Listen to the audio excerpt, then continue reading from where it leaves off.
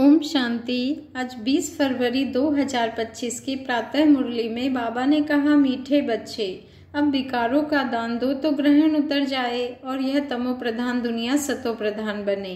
प्रश्न है, तुम बच्चों को किस बात से कभी भी तंग नहीं होना चाहिए? उत्तर है, तुम्हें अपनी लाइफ से, जीवन से कभी भी तंग नहीं होना चाहिए, क्योंकि यह हीरे जैसा जन्म गाया हुआ है। इनकी संभाल भी करनी है। तंदुरुस्त होंगे तो नॉलेज सुनते रहेंगे। यहाँ जितना दिन जिएंगे कमाई होती रहेगी, हिसाब किताब चुकतू होता रहेगा। गीत बजा है ओम नमः शिवाय। ओम शांति। आज गुरुवार है।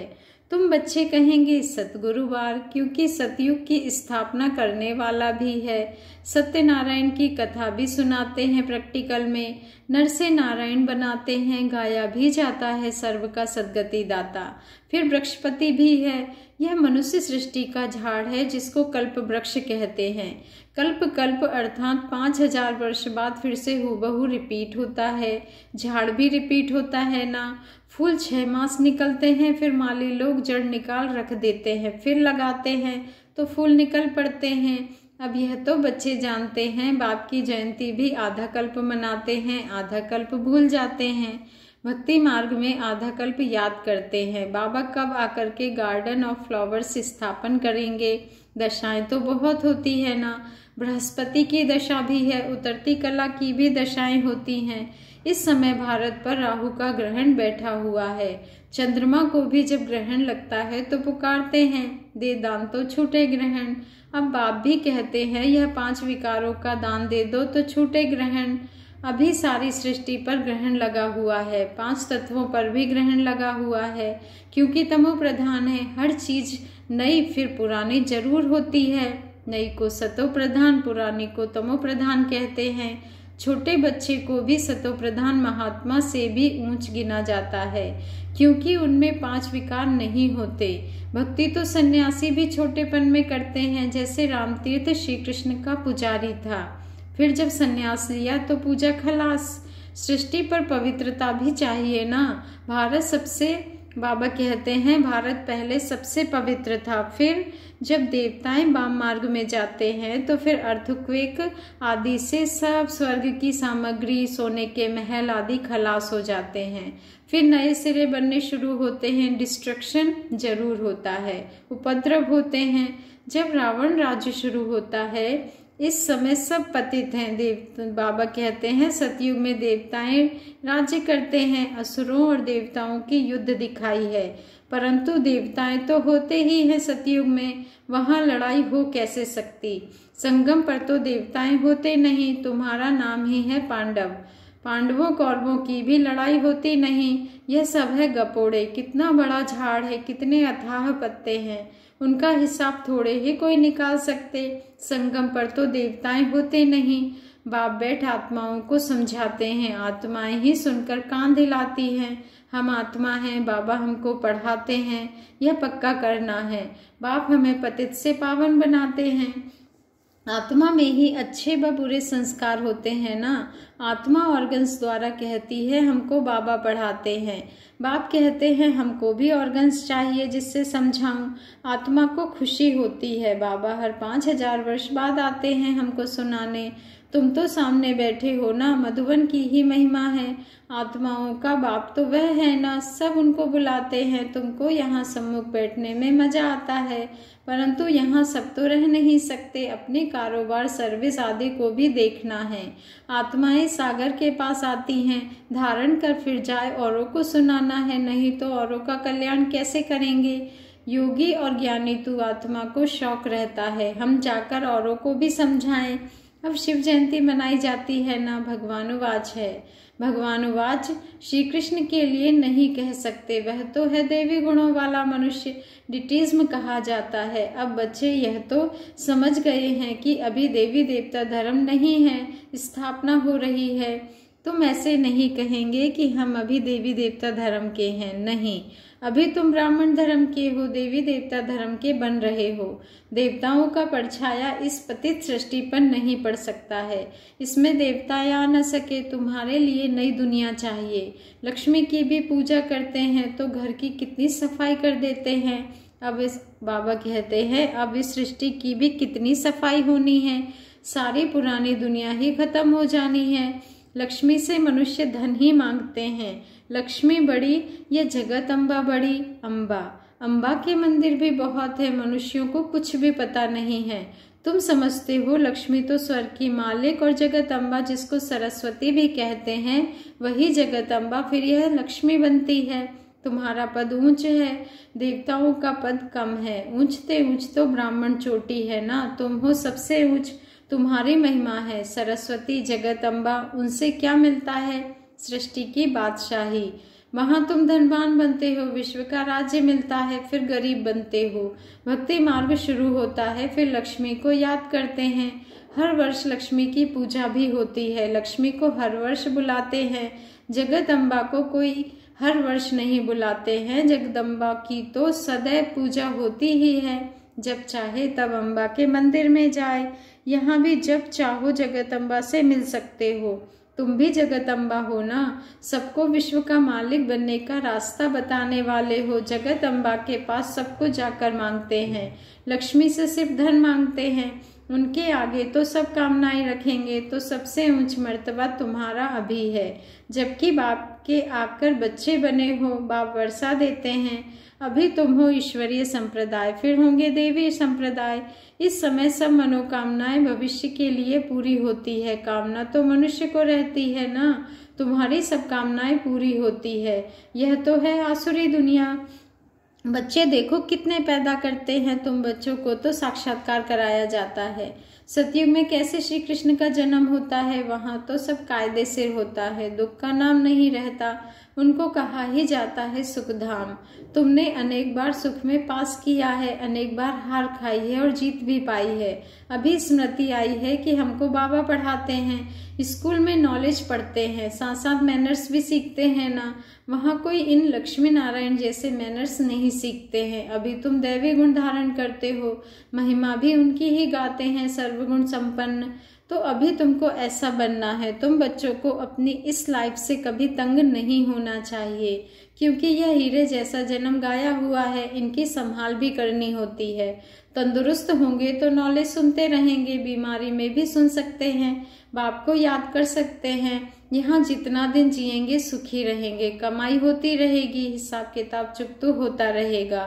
बच्चे कहते हैं बाबा सतयुग कब आएगा, ये बहुत गंदी दुनिया है। बाप कहते हैं अरे पहले कर्मातीत अवस्था तो बनाओ, जितना हो सके पुरुषार्थ करते रहो। बच्चों को सिखलाना चाहिए कि शिव बाबा को याद करो।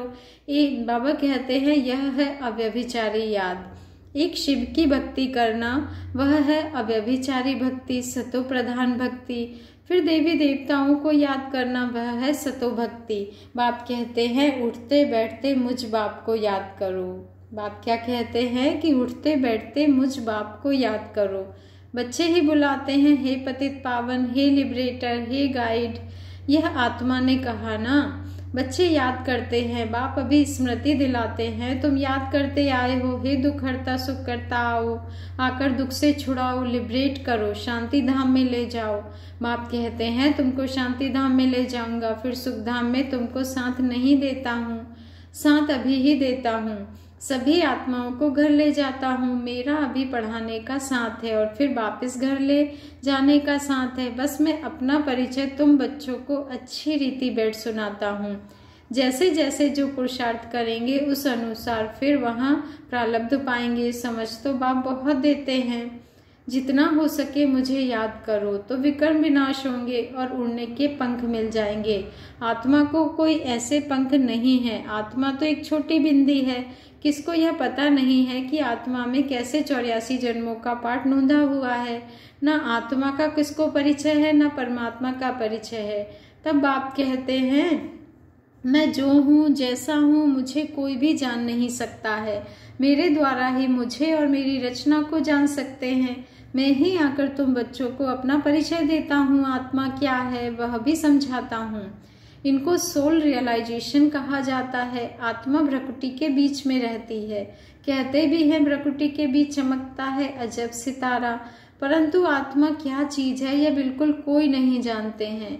जब कोई कहते हैं कि आत्मा का साक्षात्कार हो तो उन्हें समझाओ कि तुम तो कहते हो भ्रकुटी के बीच स्टार है, भ्रकुटी के बीच स्टार है, स्टार को क्या देखेंगे, टीका भी स्टार का ही देते हैं, चंद्रमा में भी स्टार दिखाते हैं, वास्तव में आत्मा है स्टार। अभी बाप ने समझाया है तुम ज्ञान स्टार्स हो, बाकी वह सूर्य चांद सितारे तो मांडवे को रोशनी देने वाले हैं, वह कोई देवताएं नहीं हैं। भक्ति मार्ग में सूर्य को भी पानी देते हैं, भक्ति मार्ग में यह बाबा भी सब करते थे, सूर्य देवताए नमः, चंद्रमा देवताए नमः कहकर पानी देते थे। यह सब है भक्ति मार्ग। इसने तो बहुत भक्ति की हुई है, नंबर 1 पूजे तो फिर नंबर 1 पुजारी बने हैं, नंबर तो गिनेंगे ना, रुद्रमाला के भी नंबर तो है ना, भक्ति भी सबसे जास्ती इसने की है। अब बाप कहते हैं छोटे बड़े सबकी वानप्रस्थ अवस्था है, अभी मैं सबको ले जाऊंगा, फिर यहाँ आएंगे ही नहीं। बाकी शास्त्रों में जो दिखाते हैं प्रलय हुई, जलमयी हो गई, फिर पीपल के पत्ते पर श्री कृष्ण आया। बाप समझाते हैं सागर की कोई बात नहीं, वहां तो गर्भ महल है जहाँ बच्चे बहुत सुख में रहते हैं, यहाँ गर्भ जल कहा जाता है, पापों की भोगना गर्भ में मिलती है।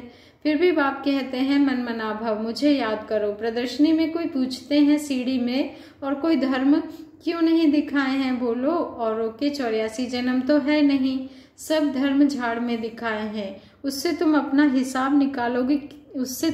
हिसाब निकालोगे कितने जन्म लिए होंगे। हमको तो सीढ़ी 84 जन्मों की दिखानी है। बाबा कहते हैं बाकी सब चक्र में और झाड़ में दिखाए हैं, इनमें सब बातें समझाई है, नक्शा देखने से बुद्धि में आ जाता है ना, लंदन कहाँ है, फलाना शहर कहाँ है, बाप कितना सहज कर समझाते हैं। सभी को यही बताओ कि 84 का चक्र ऐसे फिरता है। अभी तमो प्रधान से सतो प्रधान बनना है तो बेहद के बाप को याद करो तो तुम पावन बन जाएंगे, और फिर पावन दुनिया में चले जाएंगे। कोई तकलीफ की बात नहीं है, जितना समय मिले बाप को याद करो तो पक्की टेप पड़ जाएगी। बाप की याद में तुम दिल्ली तक पैदल जाओ तो भी थकावट नहीं होगी। सच्ची याद होगी तो देह का भान टूट जाएगा, फिर थकावट हो नहीं सकती। पिछाड़ी में आने वाले और ही याद में तीखे जाएंगे। अच्छा, मीठे मीठे सिक्की लदे बच्चों प्रति माता पिता बाप दादा का याद प्यार और गुड मॉर्निंग। रूहानी बाप की रूहानी बच्चों को नमस्ते, और हम रूहानी बच्चों की रूहानी माता पिता बाप दादा को दिल से याद प्यार गुड मॉर्निंग और नमस्ते। शुक्रिया बाबा, शुक्रिया। धारणा के लिए मुख्य सार है, फर्स्ट पॉइंट है, एक बाप की अव्यभिचारी याद में रह देह भान को खत्म करना है, अपनी कर्मातीत अवस्था बनाने का पुरुषार्थ करना है, इस शरीर में रहते अविनाशी कमाई जमा करनी है। सेकंड पॉइंट है, ज्ञानी तू आत्मा बन, औरों की सर्विस करनी है, बाप से जो सुना है उसे धारण कर दूसरों को सुनाना है। 5 विकारों का दान दे, राहु के ग्रहण से मुक्त होना है। वरदान है, एक मत और एक रस अवस्था द्वारा धरणी को फलदायक बनाने वाले हिम्मतवान भव। एक मत और एक रस अवस्था द्वारा धरणी को फलदायक बनाने वाले हिम्मतवान भव। आज का स्वमान है, मैं हिम्मतवान आत्मा हूँ, मैं हिम्मतवान आत्मा हूँ। बाबा कहते हैं जब आप बच्चे हिम्मतवान बनकर संगठन में एक मत और एक रस अवस्था में रहते व एक ही कार्य में लग जाते हो तो स्वयं भी सदा प्रफुल्लित रहते और धरणी को भी फलदायक बनाते हो। जैसे आजकल साइंस द्वारा अभी अभी बीज डाला, अभी अभी फल मिला, ऐसे ही साइलेंस के बल से सहज और तीव्र गति से प्रत्यक्षता देखेंगे। जब स्वयं निर्विघ्न एक बाप की लगन में मगन, एक मत और एक रस रहेंगे तो अन्य आत्माएं भी स्वतः सहयोगी बनेंगी और धरणी फलदायक हो जाएगी। स्लोगन है, जो अभिमान को शान समझ लेते वह निर्माण नहीं रह सकते, जो अभिमान को शान समझ लेते वह निर्माण नहीं रह सकते। आज का व्यक्त इशारा है, एकांत प्रिय बनो, एकता और एकाग्रता को अपनाओ। एकांतवासी और रमणीकता दोनों शब्दों में बहुत अंतर है, लेकिन संपूर्णता में दोनों की समानता रहे। जितना ही एकांतवासी उतना ही फिर साथ साथ रमणीकता भी हो। एकांत में रमणीकता गायब नहीं होनी चाहिए, दोनों समान और साथ साथ रहे। अभी अभी एकांतवासी, अभी अभी रमणीक। जितनी गंभीरता उतना ही मिलनसार भी हो। मिलनसार अर्थात सर्व के संस्कार और स्वभाव से मिलने वाला। अच्छा, ओम शांति। शुक्रिया बाबा, शुक्रिया।